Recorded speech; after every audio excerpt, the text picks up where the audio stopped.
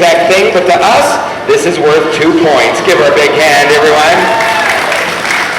Because it has a set of handlebars that could be mistaken for another metal ring. Well, you can tell where I'm going with this one. If I set this down and ask her to bring that ring to me, she'll try to hold it down with one foot, and she'll be scootering instantaneously. Give her another big hand, everyone. All right, well now she's rolling, literally. She knows how to put one item into another, and she knows how to push a large object down the table. I think she's ready for her own routine. So I'm going to change all the objects one more time and let her finish out her spot all by herself.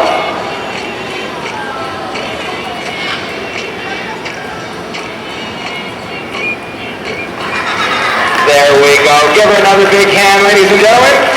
Now, let me introduce you to our stunt bird. He's been sitting here very patiently. His name is Boomer. Give him a big hand, everyone. Boomer, wave high. There you go. Boomer is a blue and gold macaw. Macaws normally come from the rainforests of South America, but Boomer was born outside of Los Angeles. He's been working with me 22 years, and he's a pretty friendly bird. Tell everybody hello. Real loud, hello. Hello. Give me a hug. Thank you, and a kiss. Now, like most birds, Boomer doesn't necessarily enjoy flying. It's a lot of pressure on a bird's body to fight gravity and leave the ground unless they really have to. A smart bird would rather get around on a bird-sized Ferrari. This car was built for Boomer, and it weighs 5 pounds. Boomer only weighs 800 grams, so it is a bit of a struggle. But it's a good demonstration because it shows us macaws are so smart, they can understand concepts like leverage and how to use it to turn these gears and bring 5 pounds to this end. There we go. Give him a big hand, everyone. Eyes on nothing but trust. Not just my trust in Boomer that he's going to hold still and allow this stunt to work, but his trust in me that I'll take care of him during the entire routine. So right now I'd like to show you the most extreme example of trust you will ever see from a bird. Here we go, Boomer. You ready? Now let go and fall. There you go. Gotcha. Good one. Hold this. Now, folks, if you only see one juggling actor in Las Vegas, this is the one right here. Boomer, you hold still. I'll do the rest. Here we go. A little bit higher. And a little bit higher. You know what? This is about as high as we can go, so we'll keep doing this till everyone applauds. And hold on, there's more. Mid-air rollovers. 1, 2, 3. One more behind the back. 1, 2. Ladies and gentlemen, a big hand for Boomer.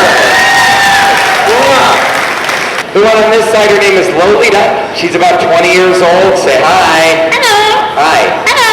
On the other side is her boyfriend, Chester. He's also about 20 years old. Chester, hi. Hello. I'm fine, thanks. Tell everybody hello. Hello. Your name? Chester.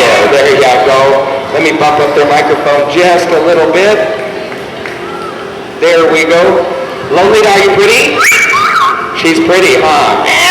Yeah. Here's Lolita's impression of a great big rooster. Cock-a-doodle, that's correct. Even with your mouth full, that's great. Chester has an impression too. This is his version of a valley girl. Oh my God! Good one. Tell him your name. No, we did that one. Your name. Good. Again. Good girl. Yeah. Chester, can you call the kitty? Now, of course, if Chester called a real cat out here, that cat would probably come out and beat him up. That would sound like this. He's beating you up. Beating you up. Scared? Yeah, you should be. Wave high, Sugar. Now, Sugar is only 4 years old. She was born in my house here in Las Vegas, and she's such a good flying bird, she helps the Sadie Lake work out to the mailbox. She's my airmail pickup system. Down goes the flag, out comes the mail, fly right back to me. Doesn't get any better than that. Give her a big hand, everyone. We need $1 bill to make this trick work right. If somebody has one we can borrow for a couple minutes, I see lots of hands, but no money. Over here, no money over here either. Over, right down there in the front. Stand up, stay where you are. Take out $1. Hold the money in half just once, holding your left hand right at your side. Perfect. Now hold very still. The bird will do all the work. She'll land on your arm. She'll walk over and get the money. Once she has it, she'll fly right back to me. Now that's a pretty good stunt. You like that one? You want to do it again? Yeah, well, we saw how much you had. We can do it 20 more times. I would now like to show you one of the rarest eagles in captivity these days. This is a babbler eagle. Her name is Sheba. Give her a big hand, everyone. Now, Sheba's one of only 28 babbler eagles in captivity throughout the world. There's only thought to be about 2,000 of these birds left in the wilds of Africa. They come from Tanzania, South Africa, Mozambique, and the island of Madagascar. In the wild, they hunt mostly venomous snakes, including cobras. Well, today you're going to meet the youngest of my 4 condors that live with me here in Las Vegas. Now, when she was originally born at the Buffalo Zoo, I picked her up at 10 days old, and she fit in the palms of my hand. Now, she's 7 years old, weighs 28 pounds, and has a wingspan of almost 10 feet. Please say hi to little tiny baby Vicky. Give her a big hand, everyone. Come here, Vic. Come in for landing. There you go. All right, let's go say hi to everybody. Come on. The Andean condors are so big, they can't actually fly like regular birds. Their chest muscles simply aren't strong enough to be able to pump their wings and allow the birds to take off from level ground. So instead, they stay in the high mountains of Colombia, Peru, Chile, and Argentina.